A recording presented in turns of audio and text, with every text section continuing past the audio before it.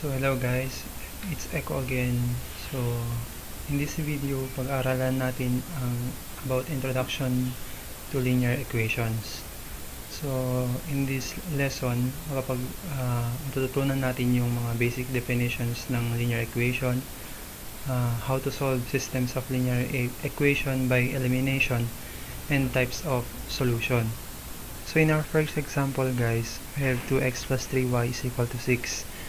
So, yung unang part ng linear equation na i-discuss ko is yung variables. So, in this equation, we have x and y as variables. So, yung variables guys is anything in the equation na letter in the English alphabet.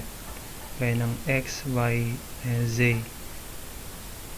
Habang yung 2 and 3 naman is called coefficients. In other terms, pwede siyang tawaging numerical coefficients. While yung value sa right hand side ng ating equation is yung kinatawag nating constants. So yung constant is yung value sa other side ng isang equation. So, based on our example, we can define linear equation. So, linear equations are the equation that makes a straight line when it is graphed, usually in the form y is equal to mx plus b. So, dito sa first definition natin guys ng linear equation, sinasabi na in the form y is equal to mx plus b. Pero, sa example natin is nakasulat kasi siya sa standard form, so hindi siya sa y is equal to mx plus b na form. Pero pag pwede siyang gawin na ganito guys, y is equal to mx plus b.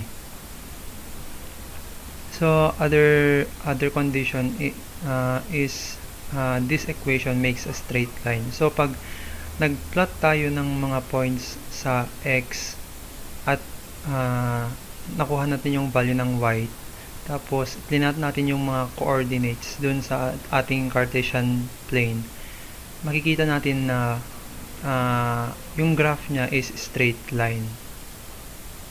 So yun yung first definition ng linear equation. Other definition is the variable should be in the degree 1 to be considered linear equation. So again sa example natin, makikita natin na yung mga variables natin which is x and y may exponent siya na 1. So note ko lang guys na pag wala man tayong nakikita dito na exponents sa ating mga variables, meaning automatic na 1 po yung mga exponents ng mga yan.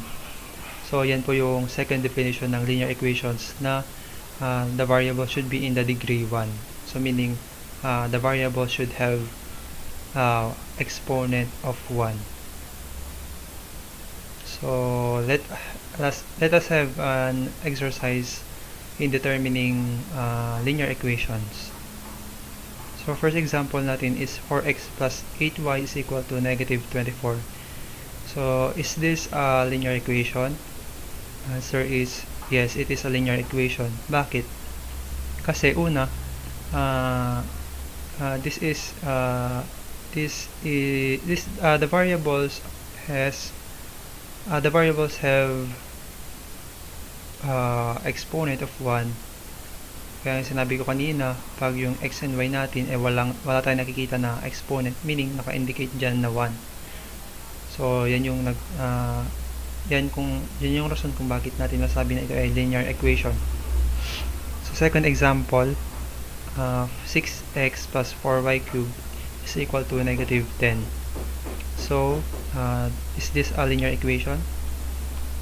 No, it's not. It's not a linear equation because yung isang variable which is yung y, mayroon siyang exponent of 3 which does not make a linear equation. So, ulitin ko, yung mga variables dapat natin should have only 1 as should have only exponent of 1.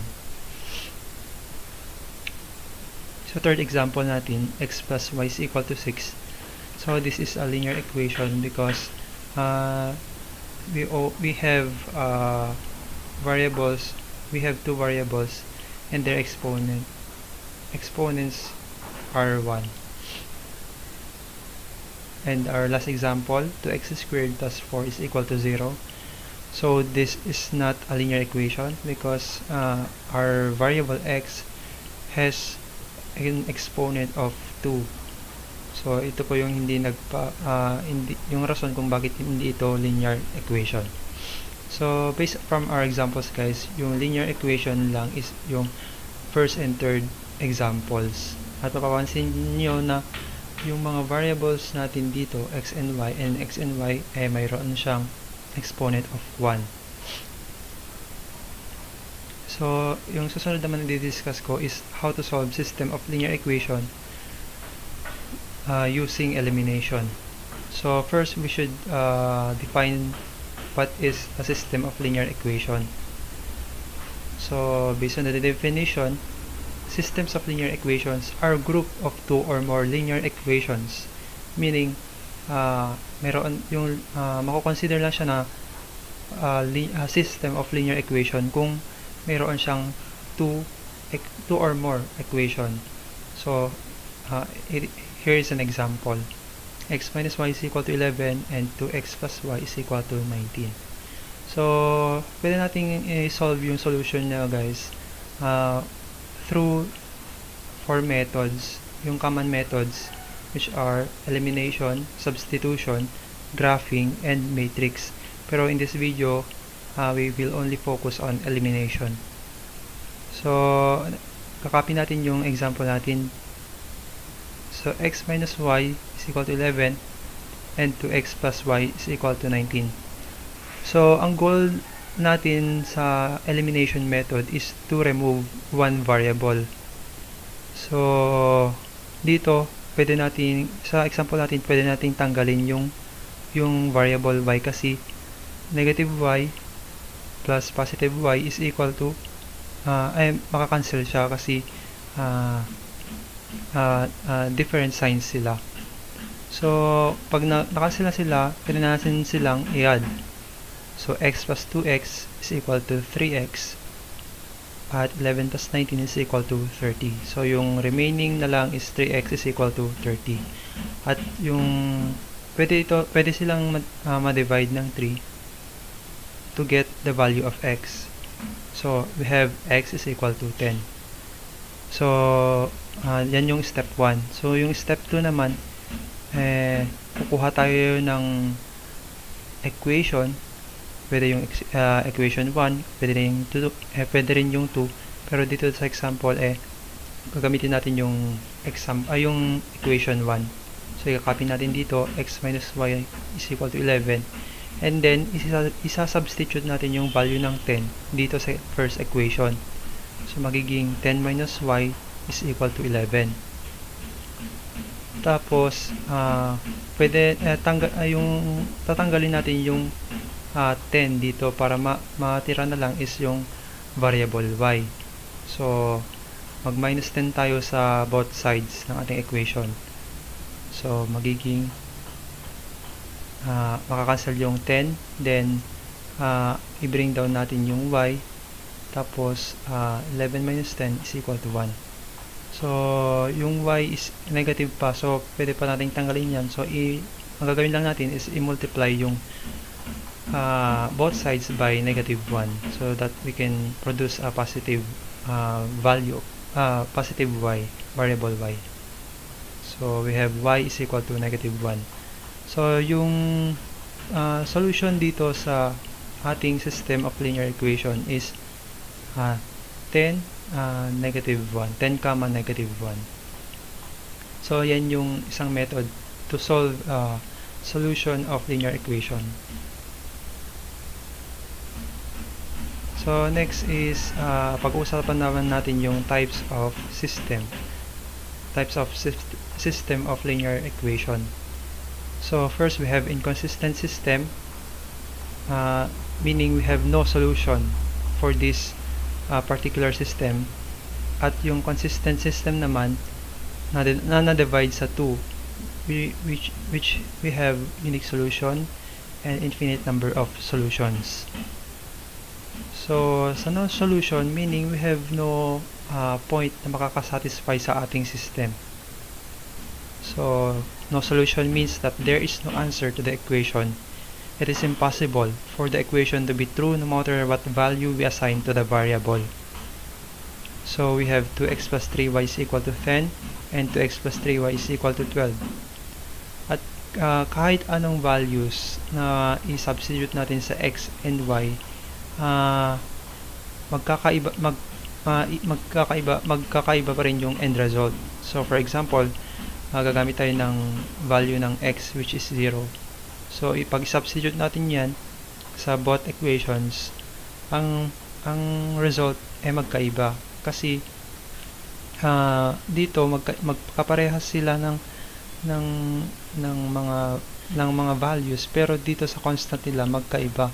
So kahit anong i-replace mo dyan sa mga values ng x at y, hindi pa rin sila magkakapareho kasi yung constant nila is magkaiba. So yung graph nila is parallel kasi pag i-plot natin yung mga points, hindi talaga sila magmi-meet. So meaning wala pong point na makakasatisfy sa system natin. So second naman na i-discuss ko is yung unique solution. So yung unique solution naman means that only one specific solution set exists for a given equation. Thus, there is one and only one point at which the two equations intersect. So dito naman, only one set of solution, one solution lang ang nag-e-exist sa ating system. So example, x plus 2y is equal to 1, 6x plus 4y is equal to negative 2.